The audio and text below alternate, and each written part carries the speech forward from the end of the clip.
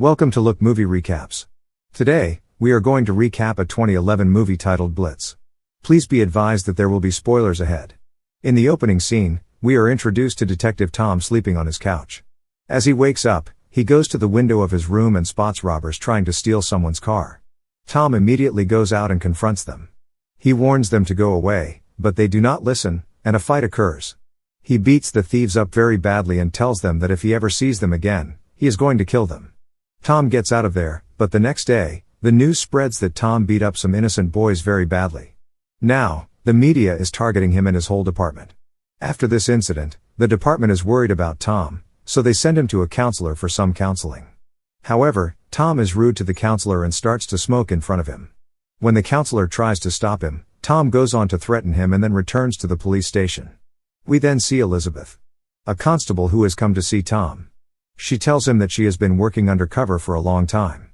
She was on a mission against drug dealers, so she had to take drugs while undercover to show the dealers that she was one of them. Elizabeth tells him that she then started doing drugs, and when she got back, she was sent to rehab. After returning from rehab, she took the test again but failed the sergeant test, which is why she has now been demoted to a constable. Tom tries to console her, but she looks depressed. Tom then goes to see Bruce Roberts, a chief inspector who works alongside Tom. Bruce's wife has just died, and as they go to see her body, Bruce gets really upset. Tom then takes him to a bar, and as they drink, Tom tries to cheer up Bruce and is somehow successful. In the next scene, we see a lady police officer walking on the road. As she walks, a man in a hood comes in front of her and shoots her. Tom gets to know this and reaches the scene of the crime. Everybody asks him about Bruce, but he tells them that Bruce is still mourning the death of his beloved wife, so he will not be working for a while. However, the murder of a police officer is not something they can ignore. They call a temporary inspector to fill in for Bruce. The man's name is Porter Nash, but the other officers do not like him and do not want to work under his command because the word on the street is that Porter is gay. However, it has been made abundantly clear to them by a superior officer that they will work under Porter, so they have no other choice. To Porter's surprise, he finds an unlikely ally in the hot-headed, gruff Detective Sergeant Tom, who has a history of violent incidents. While the investigation is ongoing, Elizabeth is visited by a friend, a young gang member nicknamed Metal, who is afraid his gang might have actually killed someone. Promising him to look into the situation, she tells the boy that this is the last time she is doing him this favor and says that if the man is dead, he will have to leave the city, and if the man is alive, he will have to leave the gang. She then goes to see Tom, and after listening to the whole story, Tom asks her to see Craig. Elizabeth then contacts Detective Inspector Craig Stokes, who agrees to help if Elizabeth goes on a date with him. Later, we see a reporter receiving a call from a man named Barry, who tells him that he is the one who shot the police officer and goes on to add that his work is not just finished here. He is going to target more police officers in the upcoming days. As he talks, he goes to another police officer and shoots him as well. Barry then tells the reporter that he has 8 more police officers on his list and then hangs up. The news spreads like wildfire, and Porter comes to see Tom and asks him if he is really the man people describe him to be. As they talk, Tom gets to know that Porter knows a lot about him. This is when they get to know that another police officer has been shot dead, and they start to arrest all the criminals in the city. They contact all of their spies and instruct them to stay more active than ever. Tom goes to see one of his informants in the city, Rodner, who points Tom and Porter towards a man named Barry Weiss, who recently bragged about setting a police dog on fire for practice. Although Tom and Porter visit Barry's flat, they cannot immediately find any evidence against him. When Barry opens the door, he finds the police officers in front of him. He gets a little confused at first, but being a very shrewd killer, he keeps himself calm. Tom recognizes Barry as the man he beat up in a fight in a billiard hall a year earlier. He goes on to make fun of Barry and gets out of there with Porter. Barry, on the other hand, immediately takes some of his stuff and goes out to hide it somewhere.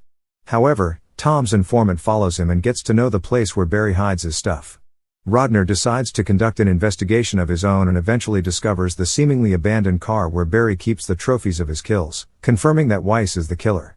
Amid all this, we see that Bruce goes to a store to get some liquor, and it hits him that he is destroying his life.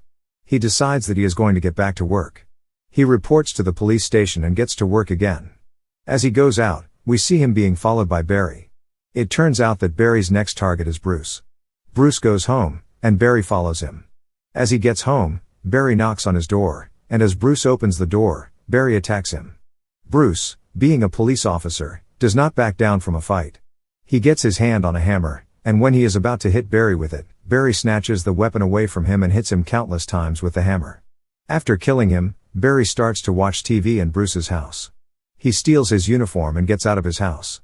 Barry calls the reporter again and tells him that he has killed the third police officer, Bruce. He then tells the reporter that he wants his name to be in the press tomorrow and goes on to tell the reporter to name him Blitz. Tom then gets to know that Bruce has been killed. He is shocked because Bruce was a dear friend. On the other hand, we see Barry putting all his stuff in the boot of a car. Tom's informant, however, has been following him all along and he has been keeping an eye on all of Barry's actions. He goes to the car and sees Barry's stuff. The informant then calls the same reporter and tells him that he is well aware of the murderer. He then tries to make a deal with the reporter, demanding $50,000 for the whereabouts of everything that proves who the killer is. The reporter agrees and asks where he has to come. The informant gives him the address of the parking lot. The reporter goes there right away, and the informant shows him the stuff in the car. The reporter does not believe everything, but he does believe that this is Bruce's uniform. The reporter agrees to give him the money. In the meantime, Barry has been watching everything. He sees that this drunkhead has brought a reporter there. As they leave, Barry gets all the stuff out of there. Elsewhere, Elizabeth goes to see Craig and asks him if the guy is dead, but he tells her that he is alive, he just got injured. He then goes on to tell her that the man has not even revealed a name yet. Elizabeth then asks what she can do for him in return, and he says that he wants nothing from her except a drink tomorrow night. She agrees. On the other hand, the reporter takes the informant to a bar and gives him all the money. The informant then says that he needs to go to the bathroom. The reporter asks him to tell him the name of the killer, but the informant tells him that he is going to give him the name after he comes out of the bathroom. When he goes to the bathroom, we see that Barry is also in that bar, as he has been following them. Barry follows him to the bathroom, and as the old man sees the killer, he starts to shiver. He begs for his life, saying that he has not given up Barry's name yet. So he does not deserve to be killed. But Barry does not know the word mercy, and he goes on to kill the informant and gets out of there with $50,000. Dunlop, the reporter, alerts the police about the car, but they find it empty. Tom and a fellow police constable come to realize that all of Blitz's victims so far have been police officers who have arrested Barry in the past and that Elizabeth is most likely the next victim. After coming home from her date with Stokes, Elizabeth is attacked by Barry but saved by Metal, who is killed in the ensuing struggle. Before Barry can attack Elizabeth again, the police arrive.